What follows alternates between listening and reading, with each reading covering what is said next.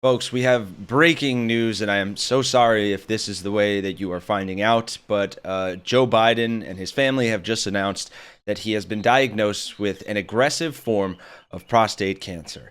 And Donald Trump and MAGA have broken their silence and responded to the news. We'll get to that later. Some of the responses are humane and empathetic.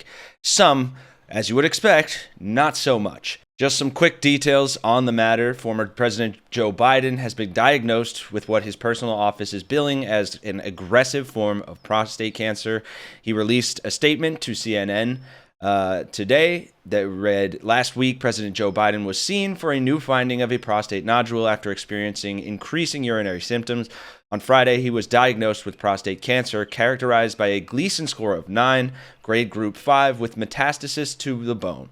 While this represents a more aggressive form of the disease, the cancer appears to be hormone sensitive, which allows for effective management, thankfully. The president and his family are reviewing treatment options with his physicians." Now, that news was unfortunately quickly met with this headline: MAGA leaders offer prayer, and after Biden cancer news, their fans are another story. And while I think it is worth calling out the heinous stuff that some of these people have said, just to show their inherent lack of empathy and how far gone the MAGA movement is, before I even think of giving them the time of day, I am first going to play a video clip that is now going mega viral. It is a video of President Joe Biden comforting John McCain's daughter as she broke down after her father's cancer diagnosis. And I completely agree with friend of the show, Call to Activism here, wishing Joe a speedy recovery, fight like hell. If you agree, drop a like on this video, subscribe to the channel to support the work we're doing here. And first, let's enjoy what actual compassion and leadership looks like. Biden himself is here. All right, this is the hard part. Bear with me, okay? I couldn't get through your book. I tried. Your son, Beau, had the same cancer that my father was diagnosed with 6 months ago.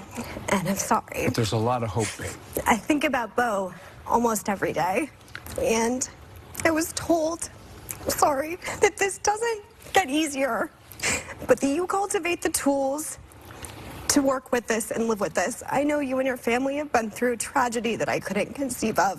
Well, look, what would you tell people? It's not about me. It's about everyone with cancer. No, it is about everyone. But look, one of the things that gave Beau courage, my word, was John.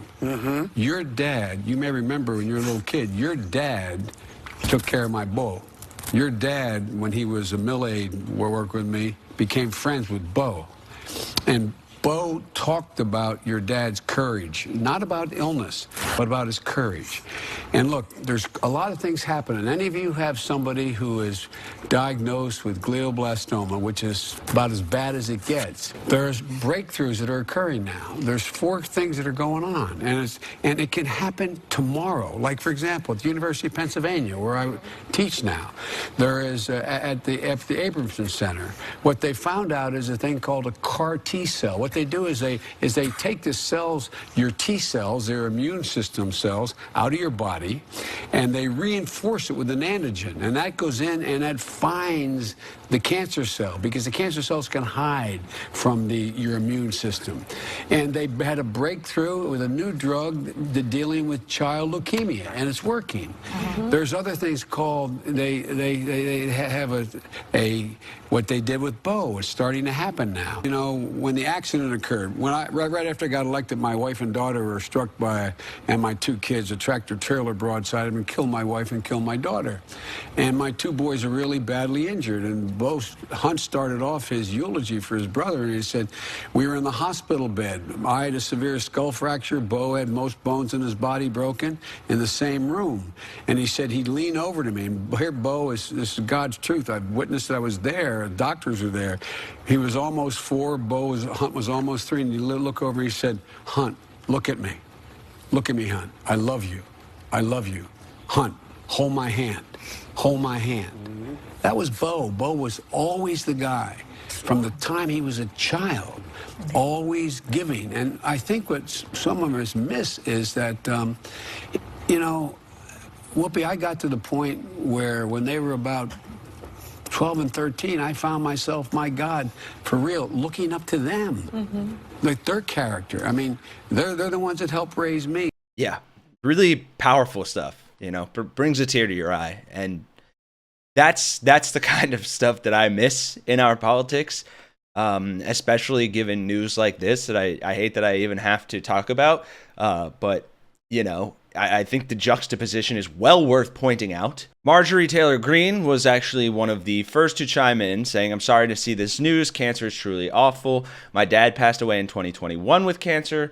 Praise for Joe Biden and his family." But then you had a MAGA account called Here for the News replying, "I'm sorry, but I do not feel for him. He's a pure traitor, despicable, should be serving his last years behind bars along with his corrupt family."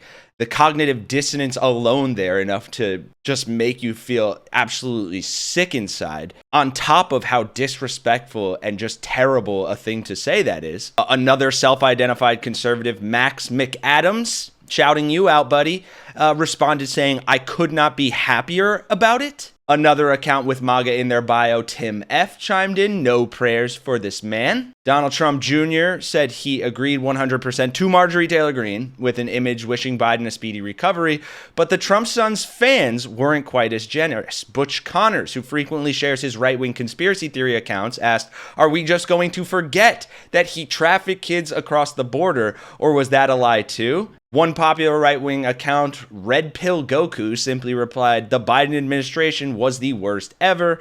And yet another MAGA conspiracy account, Meme War Veteran, said he's welcome to seek treatment in Gitmo. Just absolutely unhinged, despicable responses from these people.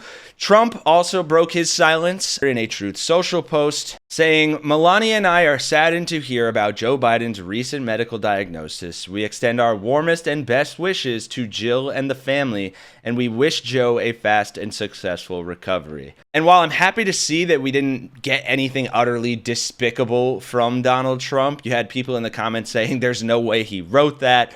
Okay, when's the real tweet coming?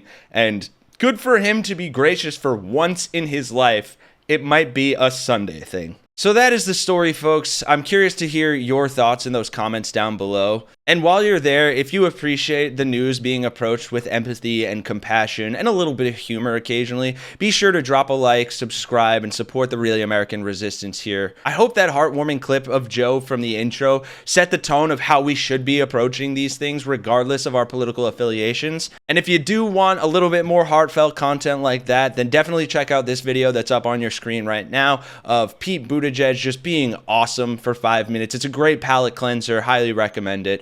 For Really American, I'm Kenny Hesse, and I will see you guys in the next one.